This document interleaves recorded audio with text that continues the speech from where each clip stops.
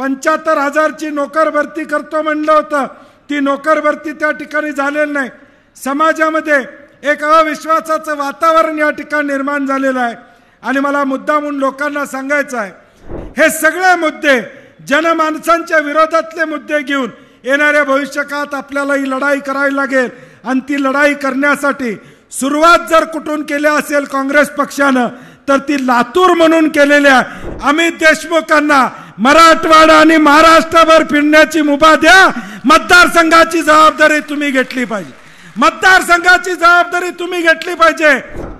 पूर्णाकृती पुतळ्याच्या कार्यक्रमाच्या निमित्तानं आम्ही सगळी मंडळी लातूरमध्ये आलो होतो आणि त्यावेळीच एक मोठा कार्यक्रम महाराष्ट्राला आणि देशाला दिशा देणारा एक कार्यक्रम झाला आणि मला वाटते खऱ्या अर्थानं लोकसभेचं रणशिंग हे त्यावेळी लातूरमधून फुकलं गेलं हे म्हणलं तर वावगं त्या ठिकाणी ठरणार नाही। आणि त्यानंतरचा इतिहास या महाराष्ट्रानं पाहिला, महाविकास आघाडी असेल काँग्रेस असेल, प्रचंड असं यश काँग्रेसला लोकसभेच्या या निवडणुकीमध्ये मिळवून देण्याचं काम तुम्हा सगळ्या मंडळींनी त्या ठिकाणी केलं। सामान्य माणसाचा आवाज दिल्लीत पाठवायचं काम तुमच्यासारख्या काँग्रेसच्या कार्यकर्त्यांनी ताकदीने या ठिकाणी केलं आणि आज या महाराष्ट्रातून गेलेले खासदार आज आपला छाप तिथं किंवा छटा उमटायचं काम या अधिवेशनामध्ये देखील सातत्यानं त्या ठिकाणी करतात। आज 100ची आकडेवारी बघितली या देशातली काँग्रेसची तर सिंहाचा वाटा ज्या पद्धतीनं अनेक राज्याचा आहे त्या पद्धतीनं महाराष्ट्राचा राहिला हे आपल्याला सांगताना या ठिकाणी आनंद होतो। आता हा सगळा इतिहास आपल्या पाठीमागे आहे आणि म्हणून या इतिहासाच्या जोरावरच येणाऱ्या भविष्यकाळात विधानसभेमध्ये आपल्याला लढाई त्या ठिकाणी करावी लागेल। आज अनेक प्रश्न आहेत लोकांचे, सोयाबीनचा भाव पडलेला आहे, नोकऱ्यांचा प्रश्न त्या ठिकाणी प्रलंबित आहे, शेतकऱ्यांना अडचणीला सामोरं त्या ठिकाणी जावं लागतंय हे वास्तव त्या ठिकाणी आहे। महायुतीच्या सरकारनं 75,000ची नोकर भरती करतो म्हणलं होतं, ती नोकर भरती त्या ठिकाणी झालेली नाही। समाजामध्ये एक अविश्वासाचं वातावरण या ठिकाणी निर्माण झालेलं आहे आणि मला मुद्दामून लोकांना सांगायचं आहे की आज या राज्यामध्ये एखादं आंदोलन असेल तर आपण तो आंदोलन करू शकत होतो, एखादं निदर्शन असेल तर ते आपण करू शकत होतो, परंतु परवाच्या अधिवेशनामध्ये जनसुरक्षा कायदा नावाचा एक कायदा आणण्याचा प्रयत्न महायुतीनं त्या ठिकाणी केला, ज्या कायद्याच्या माध्यमातून उद्याच्या भविष्यकाळात कुणाला आंदोलन सुद्धा त्या ठिकाणी करता येणार नाही। आम्ही सगळे काँग्रेसच्या मंडळी, आदरणीय थोरात साहेब असतील, नाना पटोलेजी असतील, विजयराव असेल, विजयरावजी असतील, आम्ही सगळे भेटलो आणि हा कायदा आणू नका, हा कायदा चुकीचा ही भूमिका त्या ठिकाणी घेतली। हे लोकांना सांगणं गरजेचं आहे कारण की हा कायदा उद्याच्या भविष्यकाळात आम्हाला रस्त्यावर उतरू देणार नव्हता। हा कायदा उद्याच्या भविष्यकाळात जिल्हाधिकाऱ्याला भेटताना सुद्धा एक निवेदन द्यायचं असतं तरी अडचणीत आणणारा कायदा हा आणण्याचा प्रयत्न या मंडळींचा होता। एका बाजूला देशातली लोकशाही संपवायचा प्रयत्न या मंडळींनी केला, दुसऱ्या बाजूला महाराष्ट्रामध्ये कुणी आंदोलनच करू नये ही भूमिका महायुतीनं घेतली, परंतु काँग्रेस पक्षानं निर्णायक भूमिका घेऊन तो कायदा मागे ठेवण्याचं काम त्यांना करायला भाग त्या ठिकाणी पाड। दुसरा एक महत्त्वाचा विषय जो काँग्रेस कार्यकर्ते म्हणून आपल्याला घ्यावा लागेल, 27,000 कोटीचं टेंडर हे प्रीपेड मीटरचं आता या महाराष्ट्रामध्ये निघालेलं आहे। आज तुम्ही महिन्यानंतर लाईटचं बिल भरता, आता ते तुम्हाला भरायला परवानगी नाही, पहिलं लाईट बिल भरावं लागेल आणि मग महिनाभर तुम्हाला लाईट बिल वापरायला लागेल।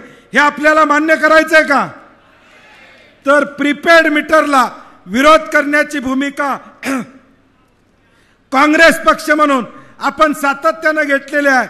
लोकांच्या मध्ये देखील ही भूमिका सांगणं गरजेचं आहे, ज्याचा उल्लेख धीरज देशमुखांनी केला। शक्तीपीठ महामार्ग हा आमच्या शेतकऱ्यांच्यावर उठलेला महामार्ग आहे। रेणापूर असेल, औसा असेल, ग्रामीण या भागातून हा शक्तीपीठ महामार्ग जातो। याच्या विरोधात देखील येणाऱ्या भविष्यकाळात काँग्रेस म्हणून आपल्याला भूमिका या ठिकाणी घ्यावी लागेल। महायुतीनं या राज्याला दिवाळखोरीत नेण्याचं काम केलेलं आहे। हे सगळे मुद्दे जनमानसांच्या विरोधातले मुद्दे घेऊन येणाऱ्या भविष्यकाळात आपल्याला ही लढाई करावी लागेल आणि ती लढाई करण्यासाठी सुरुवात जर कुठून केली असेल काँग्रेस पक्षानं तर ती लातूर म्हणून केलेल्या हे आपण या ठिकाणी लक्षात ठेवलं पाहिजे. ज्याचा उल्लेख झाला की 100% रिझल्ट मराठवाड्यानं दिला. अमित देशमुखांनी सांगितलं की आता स्टेटच्या मंडळींनी पालकत्व स्वीकारावं. अमितजी, पालकत्व आता तुम्ही स्वीकारलेलं आहे. आता तुम्हाला जबाबदारी मराठवाड्याची आहे, फक्त लातूरची नाही. बरोबर आहे ना? त्यामुळे आता मराठवाड्यातले खासदार निवडून आणण्यामध्ये जसा सिंहाचा वाटा तुम्ही उचलला तसा आता आमदारांचा टक्का सुद्धा काँग्रेसचा अडवायची जबाबदारी ही तुमची या ठिकाणी असणार. तुमची जबाबदारी असणार आहे की पुढच्या काळामध्ये या मराठवाड्यातून जास्तीत जास्त काँग्रेसचे खासदार कसे निवडून येतील ही जबाबदारी आमचे तरुण सहकारी अमित देशमुख घेतील. हा विश्वास निश्चितपणे आम्हाला या ठिकाणी. म्हणून माझी लातूरकरांना विनंती आहे, कळकळीची विनंती आहे, ज्या लातूरच्या भूमीनं आदरणीय विलासराव देशमुख साहेबांना मोठं केलं, त्यांना महाराष्ट्रभर फिरण्याची मुभा दिली, त्यांना देशभर जाण्याची मुभा दिली, तीच परिस्थिती आता या विधानसभेमध्ये या ठिकाणी आहे. लातूरच्या मतदारांना माझी विनंती आहे, अमित देशमुखांना मराठवाडा आणि महाराष्ट्रभर फिरण्याची मुभा द्या. मतदारसंघाची जबाबदारी तुम्ही घेतली पाहिजे. मतदारसंघाची जबाबदारी तुम्ही घेतली पाहिजे. हा आमचा हिरा या लातूरचा मराठवाड्यामध्ये आणि राज्यामध्ये या ठिकाणी फिरला पाहिजे. त्याला लातूरमध्ये अडकून ठेवण्याचं काम तुम्ही या ठिकाणी करता कामा नये. मोठी जबाबदारी अमित देशमुखांच्यावर या ठिकाणी आहे. ही जबाबदारी समर्थपणे या ठिकाणी करायची असेल, उद्या दुसऱ्या कुणाला या मराठवाड्याचं वकीलपत्र देण्याची गरज नाही. स्टेजवरच्या आमच्या कुणाकडे वकीलपत्र येण्याची गरज नाही. ते 100% वकीलपत्र 1000 रुपये असू दे, 100 रुपयाच्या स्टॅम्प पेपरवर जाईल, ते फक्त अमित देशमुखांच्याकडे जाईल.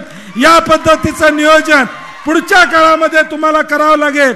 आणि हे नियोजन जर यशस्वी करायचं असेल तर लातूरमध्ये अमित देशमुखांना आपल्याला अडकून या ठिकाणी चालणार नाही. त्यांना फिरण्याची मुभा आपण दिली पाहिजे. निश्चितपणे यश आम्हाला मिळेल हा विश्वास या निमित्तानं मी देतो.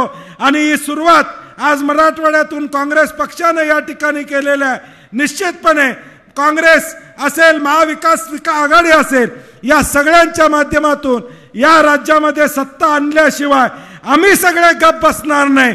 तुम्ही आम्हाला साथ द्या एवढी विनंती करतो आणि माझे 2 शब्द संपवतो. जय हिंद, जय महाराष्ट्र.